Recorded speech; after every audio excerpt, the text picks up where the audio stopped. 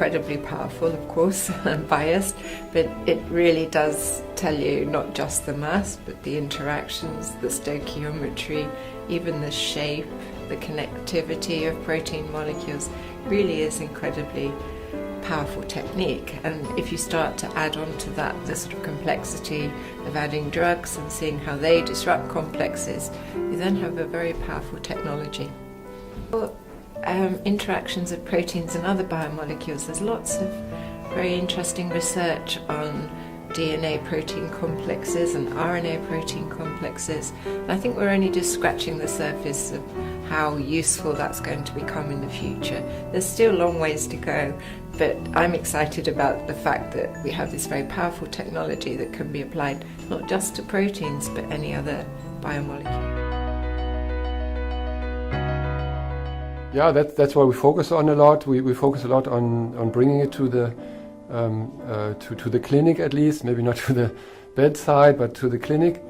And I think definitely proteomics could have a large role there, because already now the most lab tests are actually on proteins. They're just based on single proteins. So if we can now analyze in a robust manner hundreds or thousands of proteins, this should give you entirely new possibilities to diagnose disease.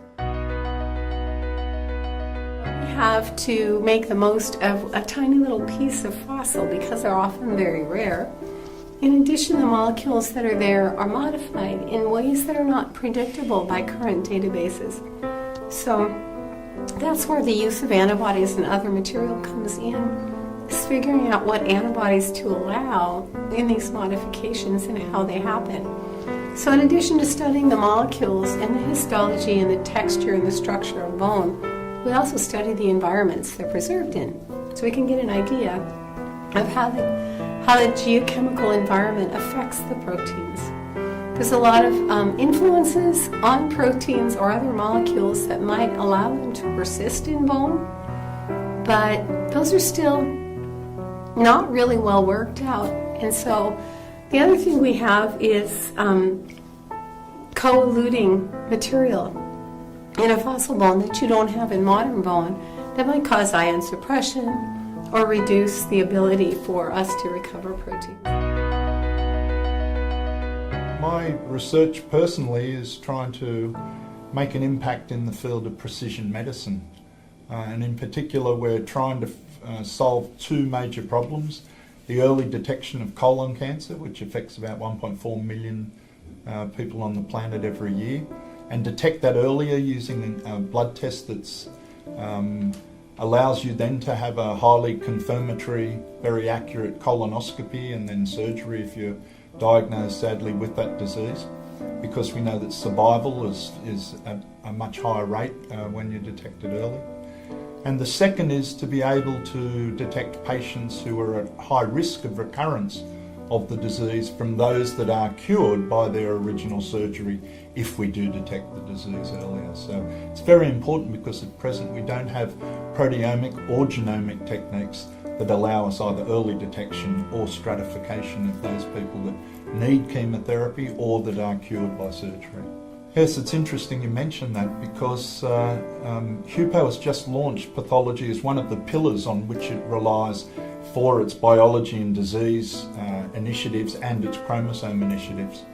And pathology is absolutely integral in our work. In fact, both blood-based detection of disease in screening tests and immunohistochemistry tests that tell you whether or not a patient is at high risk.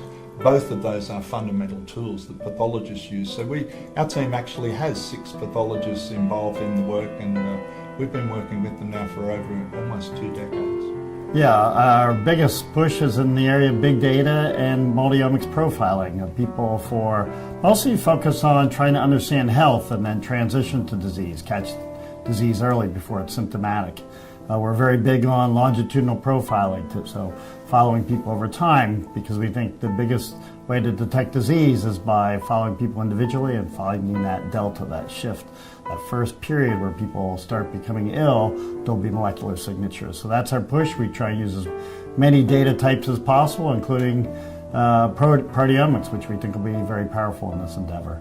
As far as pathology is concerned, everything we do involves pathology. All the samples we collect, and some new ones I would argue will have to fall into pathology, i.e. your microbiome, your stool samples should get incorporated into that. Anyway, all the samples we collect, they're all part of pathology, and so it's a great new initiative to have as part of HUPO. I think it's going to be very integral to everything we do. Yeah, so the HPOP project is a phenomenally exciting project. It's one we launched 3 years ago, initially at Taipei, then Dublin, which Steve ran, and now here we are in Orlando. We're taking our third round of samples. We're profiling everybody who comes to visit and volunteers. We get them during the meeting where they give their blood, urine, and stool samples, and now we're going to do deep profiling right after this meeting, generate tons of data, get it back to people, and just see how people differ from all around the world. It'll be a pretty exciting project. We get to see, again, how these different corners people from different corners of the world compare to one another, and it'll be a lot of fun. Yeah, I think you're right. There have been very many biomarkers discovered, and obviously our expectation is that because so many proteins are used as integral and really significant in important parts of existing diagnostic tests, that proteins will be a critical central role of future diagnostic tests. Those tests probably will incorporate other analytes, so they will come from multi-omics data sets, kinds of data sets that Mike and Mark have been working with and generating. We haven't been particularly successful in doing that, and so I think that what that tells us are that there are many roadblocks.